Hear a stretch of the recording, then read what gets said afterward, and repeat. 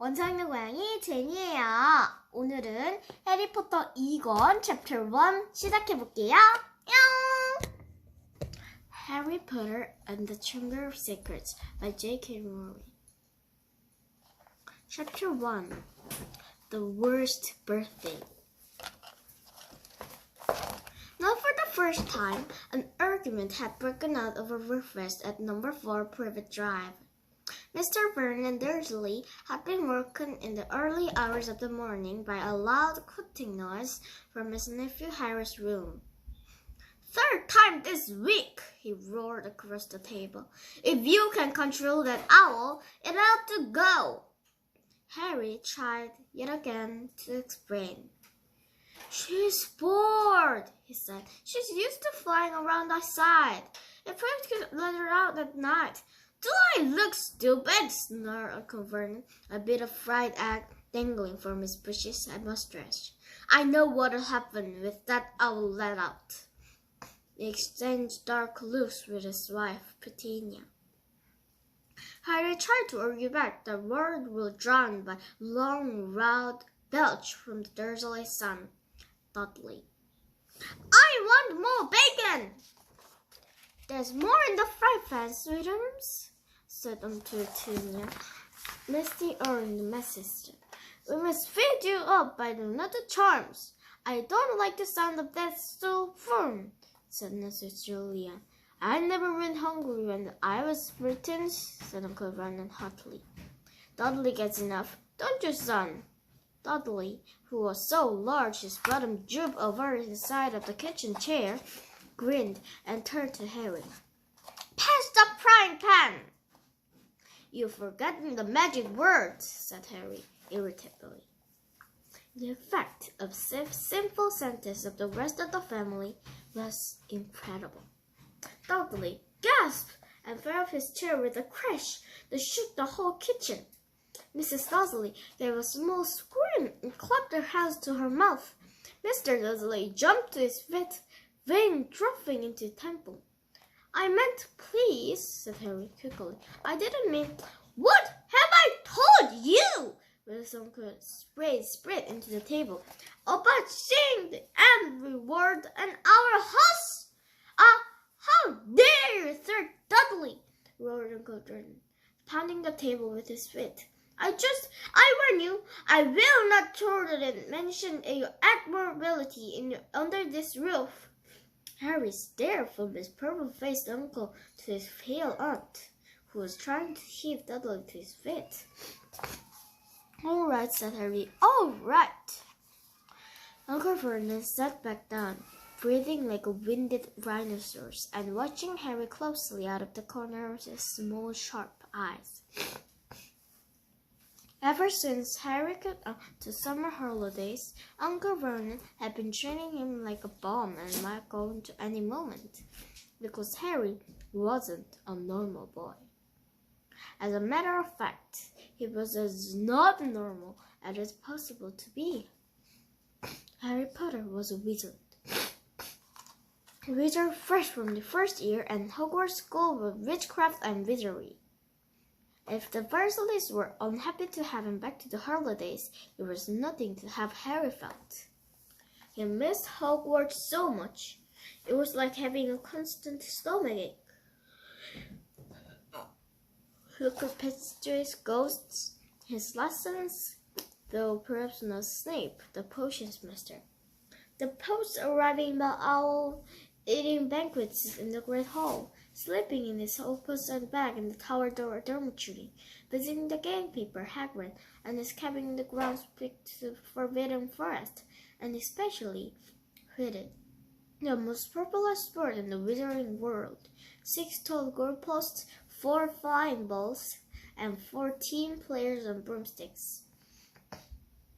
All Harry's spellbooks is 1 rose cauldron on top of the range and Nimbus 2000 broomstick had been locked or covered under the stairs by Uncle Vernon the instant Harry had come home. What did the Dursleys care if Harry lost his place in the house Quidditch team because he hadn't practiced all summer? What is it to Dursleys if Harry went back to school and left his homework done? The Dursleys were wizards called Muggles, not a drop of magical blood in their veins, and their very concern, having a wizard in the family, was a matter of deepest shame. Uncle Vernon had even heckled Harry's owl, Hagrid, inside her cage, somehow carrying messages to anyone in the measuring world. Harry looked nothing like a just family. Uncle Vernon was large and necklace, with enormous bagmus jaws, and Petunia was horse-faced and bony. Dudley was blonde, pink, and poky. Harry, on the other hand, was small and skinny, with brilliant green eyes and jet black hair that's always untidy, round glasses, and his forehead was thin, lightning-shaped scar. It was this scar that made Harry so particularly unusual, even for a wizard. This scar was the only hint of Harry's very mysterious past, of the reason he had been left on the Dursleys' doorstep 11 years before. At the age of 1, Harry had somehow survived the curse from the greatest dark courtier of all time, Lord Voldemort, whose name Ned's witches and wizards still feared to speak. Harry's parents had died in Voldemort's attack, but Harry had escaped with his lightning scar, and somehow no one understood why Voldemort's power had been destroyed in instance he had failed to kill Harry. So Harry had been brought up by his stepmother's sister and her husband. The 10 years of Dudley, never understanding why he kept making odd things happen without meaning to. Believing the Dursley story, he has got a star in the car crash to kill his parents. And then, exactly a year ago, Hogwarts had been to Harry, and the whole story had come out.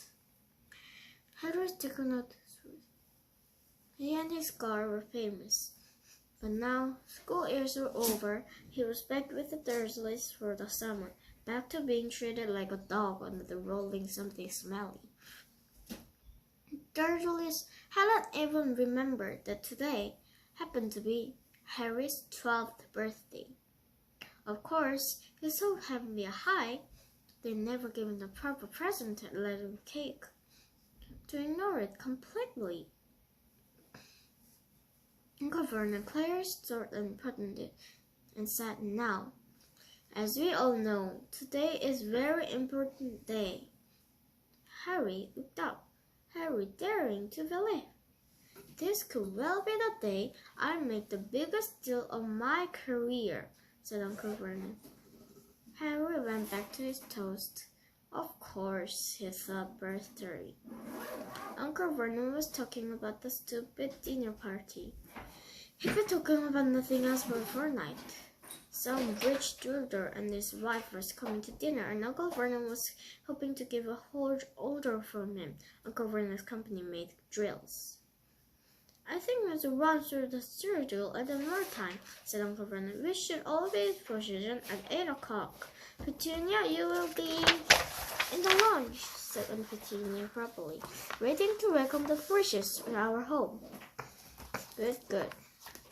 And Dudley? "I'll be waiting to open the door," but the fowl simpering smile. "May I take your coats, Mr. and Mrs. Mason?"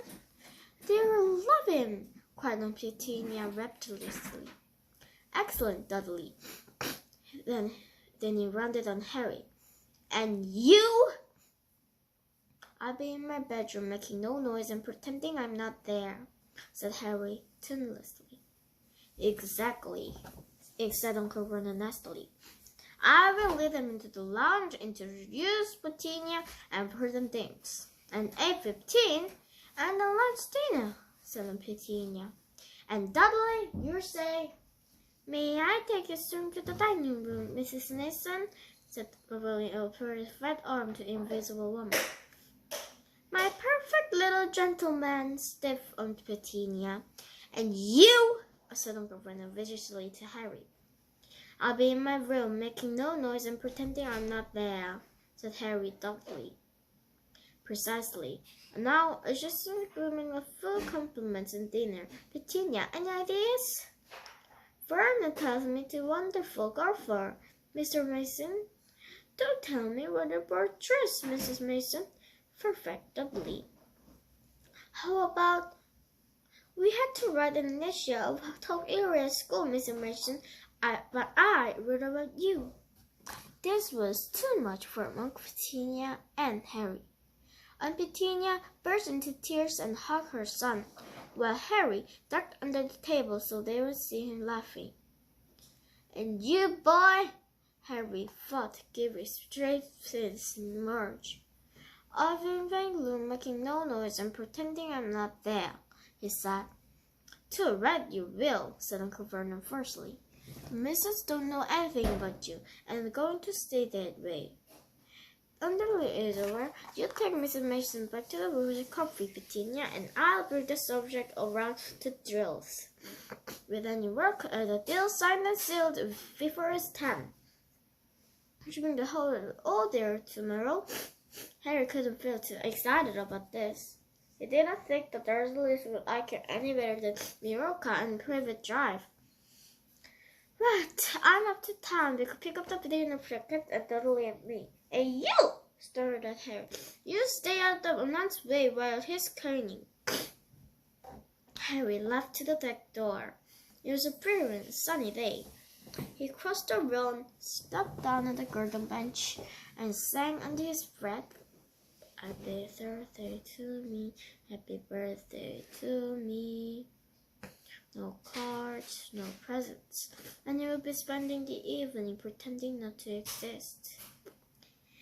He gazed wistfully into the beach. He was so lonely. More than anything else at Hogwarts, more even than playing Quidditch, Harry missed his best friends, Ron Weasley and Hermione Granger. They, however, didn't seem to be missing him at all. Neither of them had written to him all summer, even though Ron had said in the text asked coming to stay. Numerous times, Harry had pointed up unlocking Hedwig's cage by magic and sending her to Ron and Hermione with a letter. But it wasn't worth the risk. Of the Edge wizards weren't allowed to use magic outside school. Harry hadn't told the Dursleys this. He knew it was only their terror that might turn the old young people. It swept them with him and with a surge with wandering broomsticks. For the first couple of weeks back, Harry had enjoyed muttering the noises well under his breath, watching Dudley carrying out the roles as fast as his fat lady could carry him. Alongside of Hermione, and made her feel so cut off from the magic world that frantic Dudley had caused to feel. And now Ron and Hermione were forgotten his birthday. What wouldn't he give her a message from Hogwarts? From any ritual wizard? He'd almost be glad of the sight of his arch enemy, Draco Malfoy, just to be sure it hadn't been a dream. Not that his whole year at Hogwarts been fun. At the very end of the last term, Harry had face to face with none of the world Voldemort himself. Voldemort might be a ruin of his former self, but still terrified, still coming, still determined to regain power. Harry had stood prone Voldemort touches for the second time, but it had been a narrow escape. Even now, weeks later, Harry kept waking in the nights, crunched and cold sweat, wondering where Voldemort was now, remembering his livid face, wide, mad eyes. Harry suddenly sat bolt upright in the combat. He had been staring and smiling at Fitch, and the hedge was staring back. Two enormous green eyes had appeared among the lips. Harry jumped to his feet, just as the scary voice cracking against the wall. I know what they made of, sang Dudley, wandering towards him. The huge's eyes pricked, and then... What? Said Harry, knocking his eyes in the socket in. I know what they did, the narrator coming right up to him. Well done, said Harry, so you finally learned the days of the week. Today's your birthday, sneered Dudley. How come you haven't got any cards? Haven't you even friends at the freak place?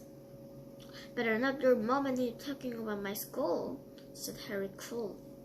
Dudley hitched up his trotter and was sitting down his back bottom. Why are you staring at the hatch? Said suspiciously. I'm trying to decide what would be the best spell to set on a fire, said the fairy. Dudley stumbled backward at once. He was carrying on his back feet. You can talk. That told you not magic. Magic? You said to talk around the house, and you get anyone else to go. Your friends to take you. Jiggly puckery, said Harry in a fierce voice. Hocus pocus, squiggly wiggly. Mom! Howled Dudley, tripping over his feet and dashed back towards the house. Mom! He's doing you know what? Harry peered dearly from his mind of fun, as neither Dudley nor the hedge was anyway hurt. Aunt Petunia knew he hadn't really done magic, but he still had to duck as she had a heavy blow at his head with a soap frying pan. Then she gave him work to do, with the promise he wouldn't eat again until he finished.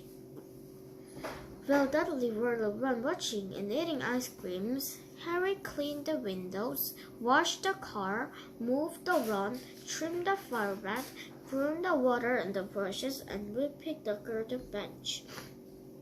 Sun raged over the hat, burning the back of his neck. Harry knew it was Dudley's bait, but Dudley had said the very thing Harry was thinking himself. Maybe he didn't have any friends at Hogwarts. Wish they could see famous Harry Potter now, he thought savagely. He sprayed the manure on the flower bed, a big aching sweat running down his face. It was 7:30 in the evening at his last. Exhausted, he heard Aunt Petunia calling him. Get in here and look at the newspaper.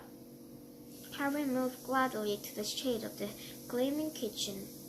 On top of the fridge stood tonight's pudding, a huge amount of whipped cream and sugared violets. A joint of this rose was sizzling the oven. Quickly, the mistress snapped Aunt Petunia. He put a good slice of bread along the cheese of the kitchen table. She was already wearing the salmon pink cocktail dress. Harry washed his hands and bolted down the peaceful supper. He had no fear finished. Aunt Petunia whisked away his feet. Upstairs, Harry!